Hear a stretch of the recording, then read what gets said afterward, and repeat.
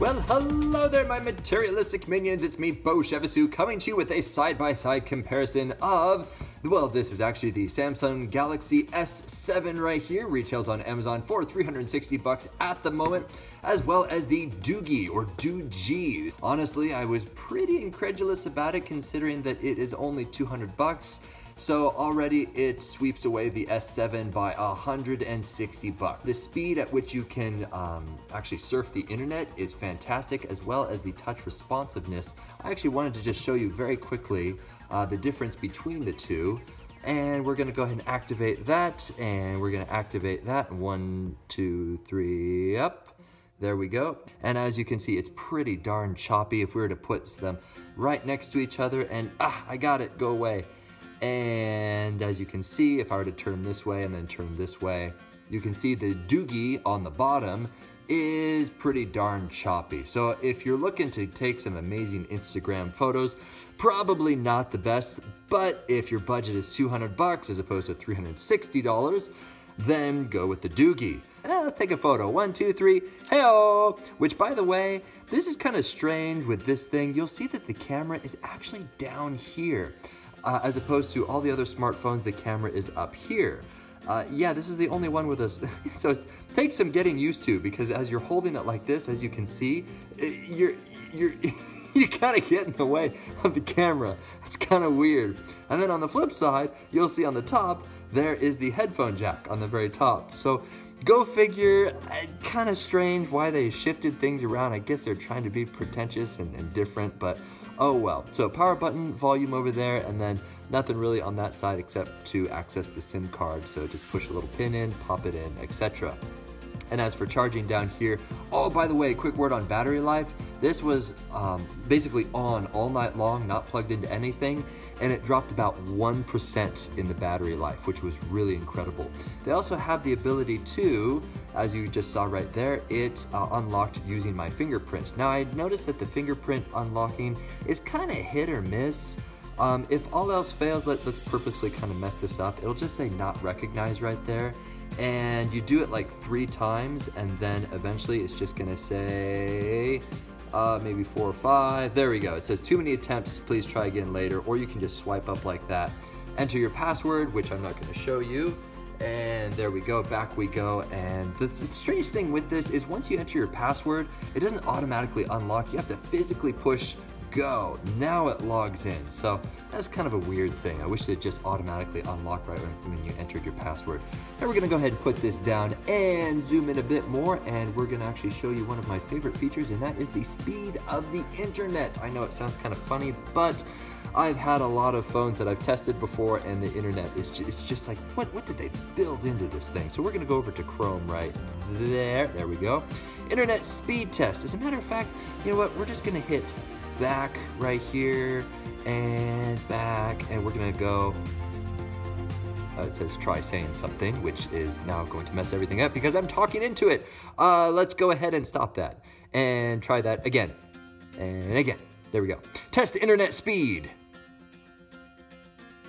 Oh, it did it. Now we can scroll down and run speed tests. Now, obviously, this is going to depend on whether or not you have pretty fast internet, but right now, there's about 3 devices inside streaming Netflix, a football game, and someone also doing some internet activity in there. So 12 megabytes download speed, which, by the way, I've tested this side by side with the iPhone 6s as well as the Galaxy S7, and they all had the exact same readings as this. So those obviously are almost twice the price of this guy, and yet this was still delivering the same amount of speed when it comes to internet connectivity. And basically this is just an Android setup right there, and as you can see, you can swipe through things. This little guy's kind of strange. It kind of wants you to pull this down. There's like this little Japanese kitten hanging from the top. I found that kind of bizarre. But anyway, as far as battery life goes, phenomenal. Speed of the internet browsing, excellent. Camera is absolutely atrocious.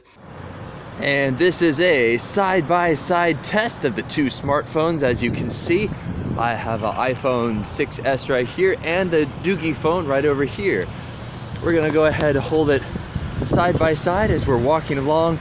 Kind of see the Space Needle sort of right in the middle, poking out right there. And now we're gonna kind of swirl around to the right to see if it gets choppy.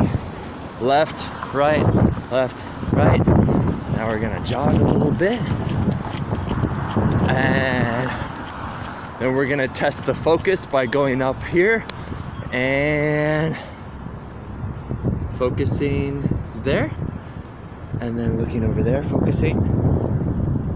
Looks like the Doogee is a little slower on the focus. Very interesting. Now I'm walking into the wind. This is the noise on the iPhone right here, if you're listening to that. And here is the noise and the audio on the Doogee, if you can listen to that right here.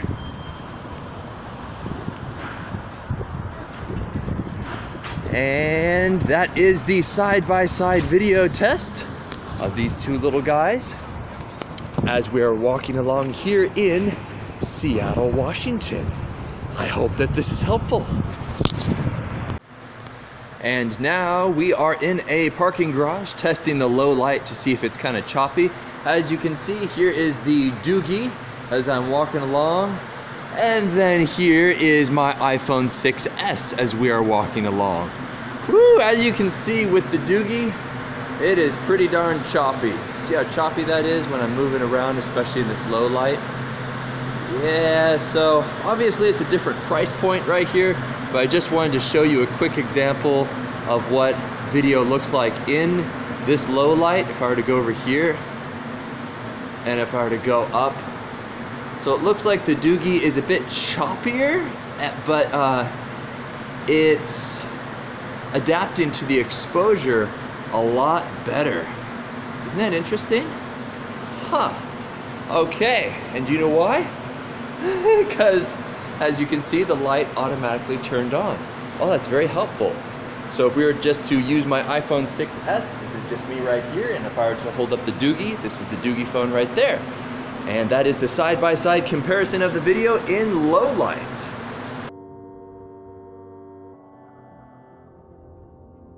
But everything else is pretty much just like a normal Android when it comes to settings. And as you can see, that's basically all the same right here. In terms of memory, it really gives you a fantastic bang for your buck. As you can see, there are 64 gigs available to be used, and already I've taken a handful of videos and all the apps installed, so as you can see, that's why it says 5.77 gigs out of 64. So 64 gigs to fill up on this guy. Phenomenal. As far as messaging goes, normal thing.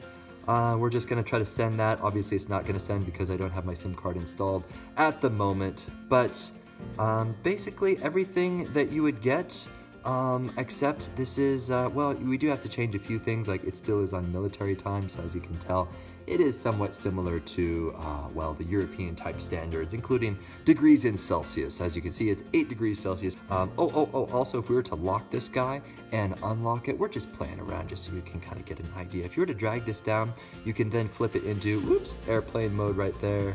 You can see that you can put the flashlight on, which is right there. And go ahead and turn the flashlight off, do not disturb, etc. And so that is basically how you're able to access all of the quick access features, is just drag from the top. And so that is pretty much it. And as you can see, it's kind of locked up right there. And swipe up for voice assistance. Swipe, there we go. Hello there, everybody. My name is Beau Chevisu. Are you even going to know how to spell Beau Chevisu? I don't think so. It just says Beau Chevisu. That's bizarre. Huh. So what is the verdict of this thing? Honestly, I wouldn't buy it, but that's simply because I am at a point in my life where I can afford something like one of the newer Galaxies or one of the newer iPhones. Now, if I was just starting out, or if I had a high schooler student or something like that in my house, I would then probably consider something like this, simply because I'm not gonna shell out $4, $5, $6, $1,000 for a smartphone. But if your budget is around 200 bucks, you're doing a lot of traveling, or maybe you drop your phone all the time and it ends up breaking and you don't want to shell out a whole bunch of money, consider getting something like the Doogee. Really, I would give it maybe a 4 out of 5 stars if I were to compare it to something of twice the price point, but again, that's being very, very picky. If, in fact, I'm comparing it to other smartphones within the $200 price range, I would definitely give it a 5 out of 5 stars. You definitely get a very, very good bang for your buck. But don't think that you're comparing this to the top of the line smartphones out there. So bottom line, if you are within that price point of the $200 range, highly, highly recommended. If you can afford to get something a bit more expensive, you'll definitely get a better camera, better touch sensitivity, better speaker, better stability overall. But if you just need something to work for a little bit, consider something from Doogee. That sounds like a really inappropriate name. My name's Beau. I look forward to testing, demonstrating, and reviewing more fun things here on Amazon.com.